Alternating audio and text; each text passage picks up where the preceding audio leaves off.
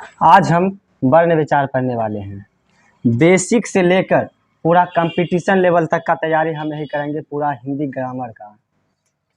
तो आज पहला है वर्ण विचार, तो इसी के बारे में आज हम पढ़ेंगे। तो जब वर्ण विचार पढ़ते हैं तो पहला आता है वर्ण, लेकिन वर्ण से पहले ध्वनि समझना चाहिए। तो ध्वनि अगर समझ लिए तो वर्ण कुछ भी नहीं है। अब देखिए ध्वनि किसे कहते हैं। हमारे मुख से जो आवाजें निकलता है, हमारे मुख से जो आवाजें निकलता है उसे ही ध्वनि कहते हैं। जैसे मैंने बोला राम, राम राम क्या है? ध्वनि है। हमारे मुख से निकल रहा है राम, राम क्या है?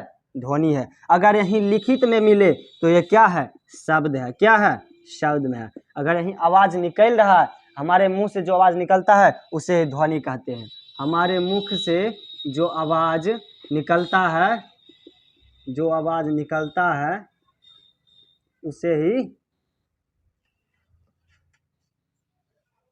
ध्वनि कहते हैं। हमारे मुख से जो आवाज निकलता है उसे ही ध्वनि कहते हैं। इतना समझ गए होंगे। जैसे हम बोलते हैं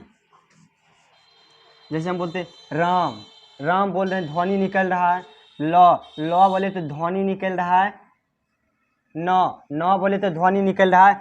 बस उसी को हमारे मुख से जो आवाज निकलता है उसी को ध्वनि कहा जाता है। इतना समझ गए होंगे। उसके बाद अगला टॉपिक आता है, इसके बाद वर्ण। अब वर्ण किसे कहते हैं? अब देखिए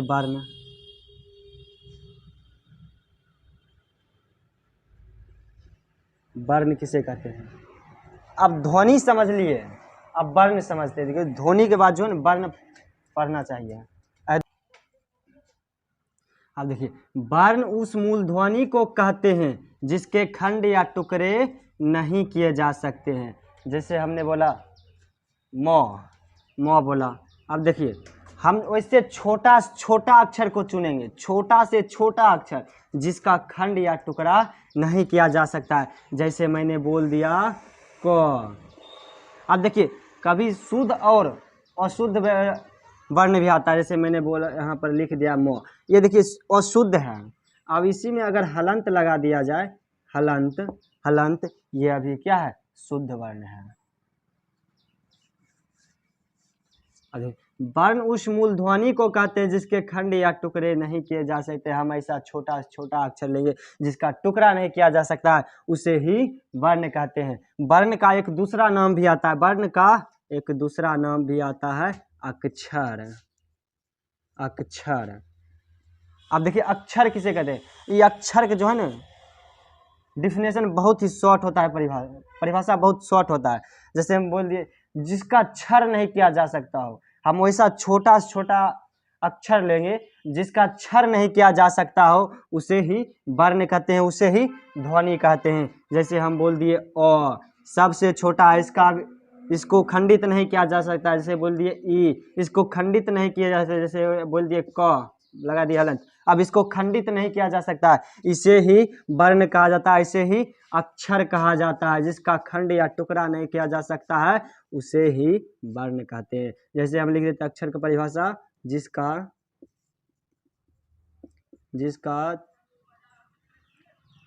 क्षर नहीं किया जा सकता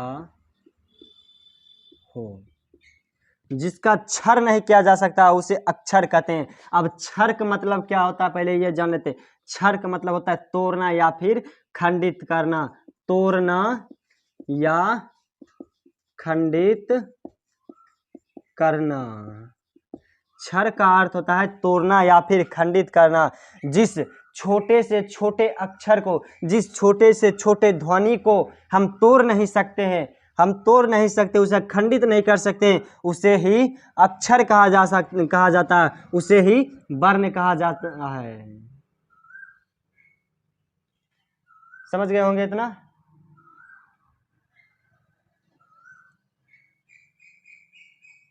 देखिए अक्षर पढ़ लिए, वर्ण पढ़ लिए। आप दोनों को जब हम फूल को जब किसी माला में गूंथते हैं, फूल को जब किसी माला में गूंथते हैं, जब किसी फूल को किसी धागा में गूंथते हैं तो वह क्या बन जाता है? माला बन जाता है। जब किसी वर्ण देखिए अब क्या होता है। अब देखिए वर्ण, हम जब कुछ बोलते हैं तो कभी बड़ा अक्षर बोलते हैं, कभी छोटा अक्षर बोलते हैं हम। आप देखिए वर्ण किसे, वर्ण उस मूल ध्वनि को कहते हैं जिसके खंड या टुकड़े नहीं किया जा सकते। हम जैसे बोले लॉ, लॉ, लॉ बोले, लॉ, लॉ बोले। अब देखिए इसको खंड या टुकड़ा नहीं किया जा सकता, हलंत लगा दिए। उसके बाद बोले अ, उसके बाद बोले, उसके बाद बोले ई। अब देखिए ये छोटा छोटा अक्षर है, इसको खंड या टुकड़ा नहीं किया जा सकता है।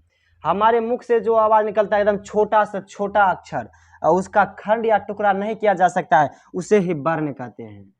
वर्ण उस मूल ध्वनि को कहते हैं जिसके खंड या टुकड़े नहीं किए जा सकते हैं।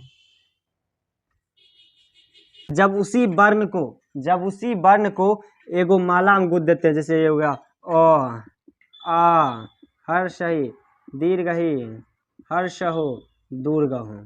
जब इसी को हम माला में गुदते हुए श्र तक लिख देते हैं, श्र तक, श्र तक। जब इसी को हम माला में गुदते हुए श्र तक लिख देते हैं, इसी को कहा जाता है वर्णमाला। जैसे हम समझते हैं क्रम बाय क्रम, जैसे हम लिखे अ के बाद आ के बाद ई के बाद बड़ी ई, फिर छोटा ओ, फिर बड़ा ओ, फिर री। इसे हम लिखते जाते हैं क्रम बाय क्रम, क्रम बाय क्रम लिखते हैं। उसी को जब पूरा लिख देते हैं, सजा देते हैं, एक समूह बना देते हैं लिख कर, तो उसी को वर्णमाला कहा जाता है।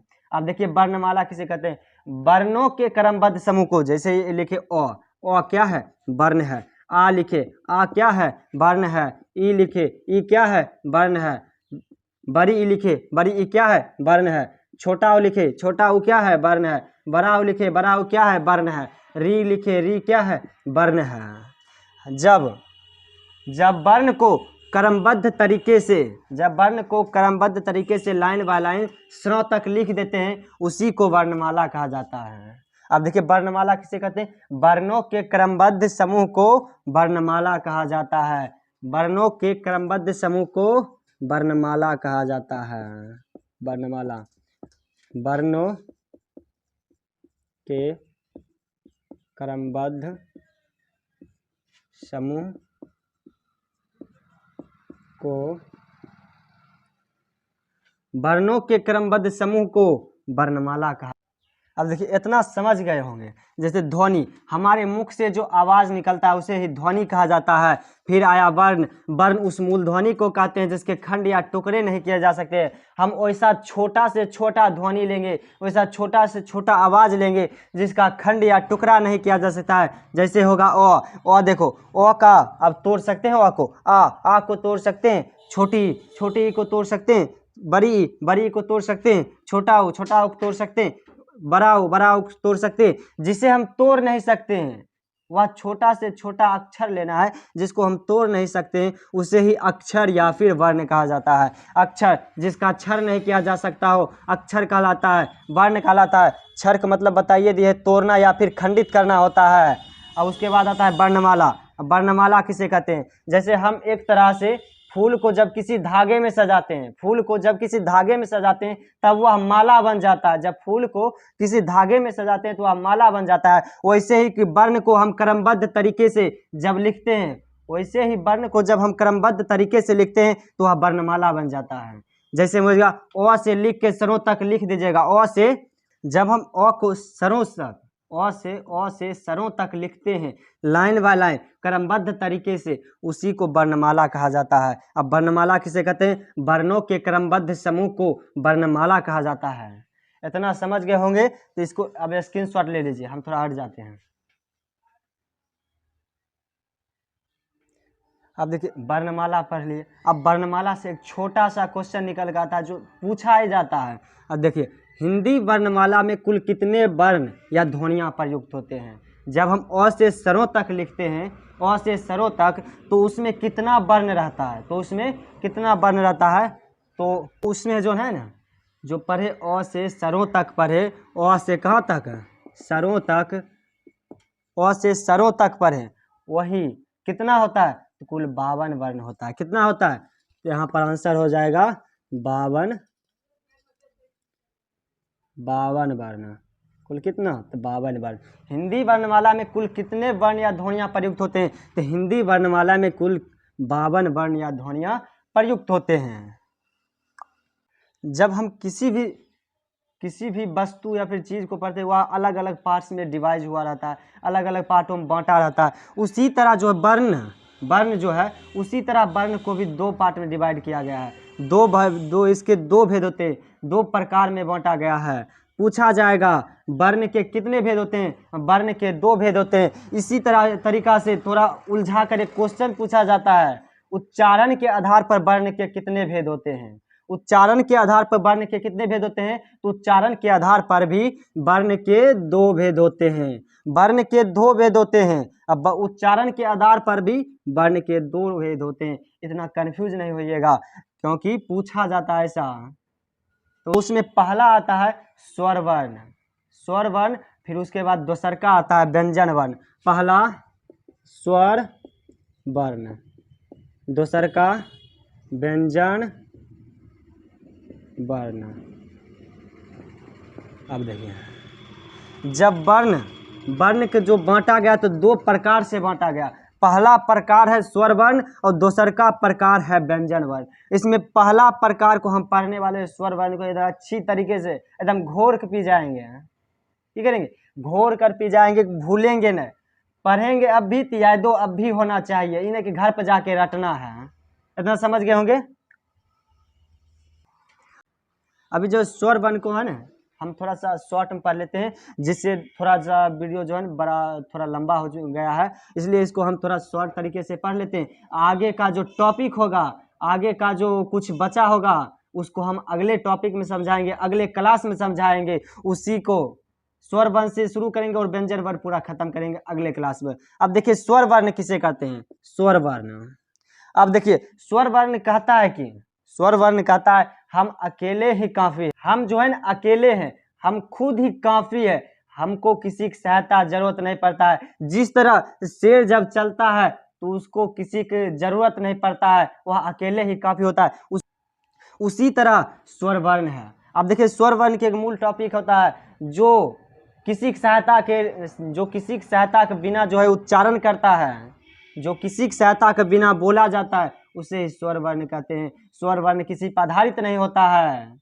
जैसे बोले ओ में खाली अ आ रहा है, बोले ई में खाली ई आ रहा है, बोले बड़ी ई तो इसमें भी खाली ई आ रहा है, बोले ऊ उसमें खाली ऊ आ रहा है। बस इसी तरह ये देखिए किसी की सहायता ले रहा है, किसी का भी सहायता नहीं ले रहा है। उसी तरह स्वर वर्ण जो है किसी सहायता नहीं लेता है, कहता है हम अपने आप पूरे हैं, हम शेर हैं शेर।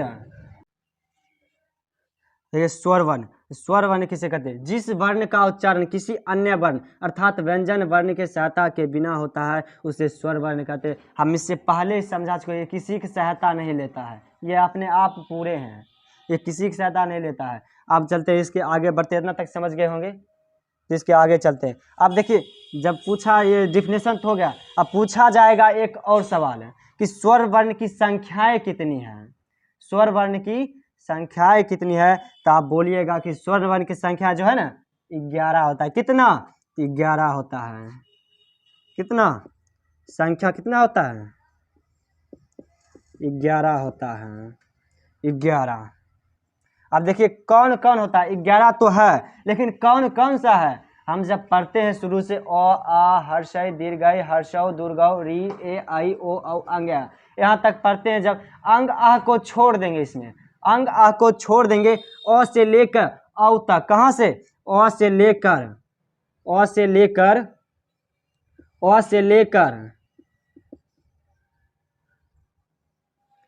बड़ा ई छोटा ऊ बड़ा ऊ री ए आई ओ औ, ये जो संख्या हो गया।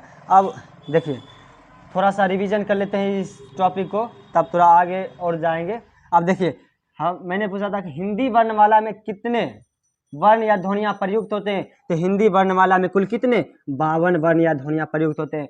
जिस तरह जब पढ़ते हैं किसी वस्तु के बारे में जानते हैं, उसे किसी न किसी पार्ट में डिवाइड किया होता है, उसी तरह वर्ण को भी 2 पार्ट में डिवाइड किया हुआ है। कौन कौन? पहला है स्वर वर्ण, दूसर का होता है व्यंजन वर्ण। अब देखिए स्वर वर्ण किसे कहते हैं? स्वर वर्ण हम पहले बताइए किए है कि वह अपने आप निर्भर होता है, किसी की सहायता नहीं लेता, वह स्वर वर्ण होता है। अब स्वर वर्ण की संख्या, तो स्वर वर्ण की कुल संख्या 11 होता है। कौन कौन से हम बताइए कि हैं? ओ, आ, छोटा ई, बड़ा ई, छोटा ऊ, बड़ा ऊ, री, ए, आई, ओ, औ। अब देखिए इतना समझ गए होंगे तो इसको अब थोड़ा सा स्क्रीनशॉट ले लीजिए, हम थोड़ा साइड में चल जाते हैं। स्वर वर्णों की कुल संख्या 11 होता है। अब देखिए 11 कौन कौन होता है? जब हम पढ़ते हैं अ से पढ़ते हैं श्रो तक, उसी में अ से औ तक, अ से कहाँ तक? औ तक क्या होता है? स्वर वर्ण होता है। जैसे अ, आ, छोटी ई, बड़ा ई, छोटा ऊ, बड़ा ऊ, री, ए, आई, ओ, औ। ये 11 क्या है? 11 क्या है? स्वर वर्ण है। 11 क्या है? स्वर वर्ण है। इतना याद रखिएगा। स्वर वर्णों की कुल संख्या कितनी? 11। कौन कौन? अ से लेकर औ तक पढ़ दीजिएगा, वही क्या होगा? स्वर वर्ण होगा। अब देखिए संख्या पढ़ लिए, स्वर वर्ण होता है 11। अब कौन कौन होता है? अ होता है, आ होता है, छोटा ई। व्यंजन कहता है कि हम अकेले जो है ना नहीं रह सकते, हमको साथ में स्वर भी चाहिए, क्योंकि हम स्वर के बिना अधूरे हैं। हमको पूरा करने के लिए क्या चाहिए? स्वर चाहिए। जिस तरह हम स्वर पढ़ रहे थे, स्वर जो है ना अकेले काफी था, वह पढ़ रहे थे खाली ओए आ रहा था। अब जब स्वर व्यंजन को पढ़ेंगे, तो क्या होगा? व्यंजन के साथ क्या आएगा?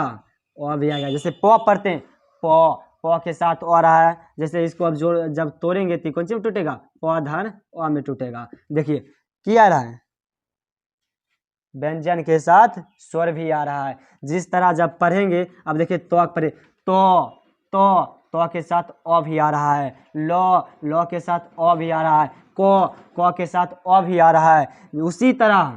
उसी तरह व्यंजन कहता है हम अकेले काफी नहीं है, हमको स्वर वर्ण की सहायता चाहिए, हम अकेले कुछ भी नहीं है। अब देखिए व्यंजन वर्ण किसे कहते हैं? जिस वर्ण का उच्चारण स्वर वर्णों की सहायता से होता है उसे व्यंजन वर्ण कहते हैं। जिस तरह हमने समझाया था थोड़ी देर पहले, 1-2 मिनट पहले, क्या बताए थे? व्यंजन वर्ण जो है अपने आप अधूरे हैं, पूरे नहीं, अधूरे हैं, उसे स्वर की आवश्यकता पड़ता है, बिना स्वर का अधूरा रहता है व्यंजन। अब देखिए जिस तरह हम पढ़े थे स्वर वर्णों की संख्या, उसी तरह व्यंजन वर्ण की भी संख्या होता है। स्वर वर्णों की जिस तरह 11 था, कितना था स्वर वर्णों की कुल संख्या? 11। उसी तरह व्यंजन वर्ण की जो कुल संख्या है, व्यंजन वर्णों की जो कुल संख्या है कितना है? 33 है। कितना? 33 है।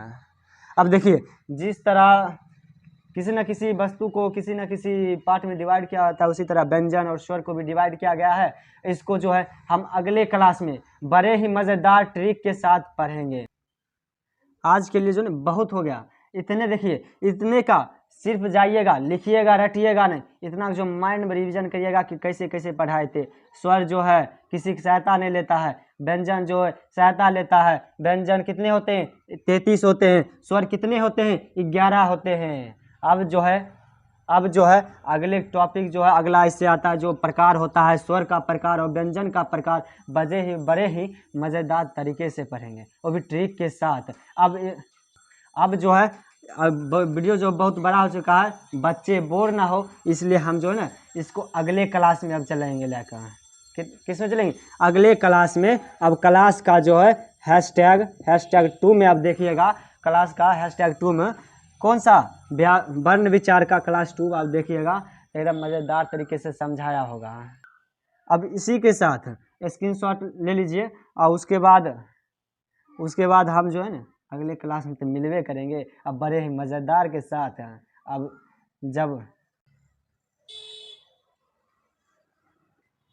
अब थोड़ा स्क्रीनशॉट ले लिए होंगे, तब इसको थोड़ा सा मिटा देते हैं, उसके बाद अगला टॉपिक को पढ़ेंगे।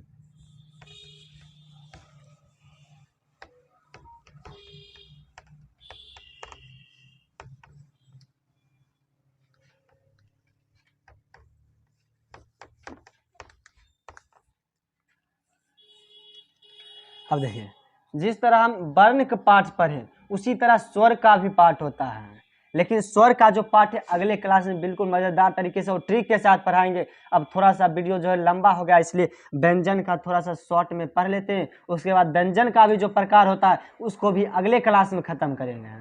थोड़ा व्यंजन को जान लेते हैं, व्यंजन किसे कहते हैं।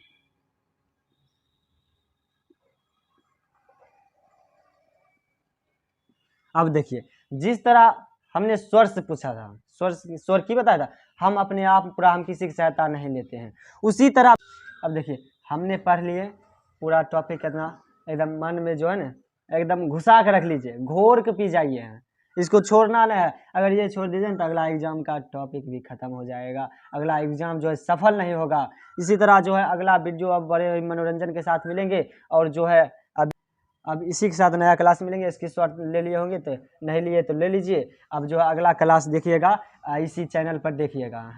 फिर अगला क्लास में बड़े मज़ेदार के साथ मिलेंगे। Tata bye bye.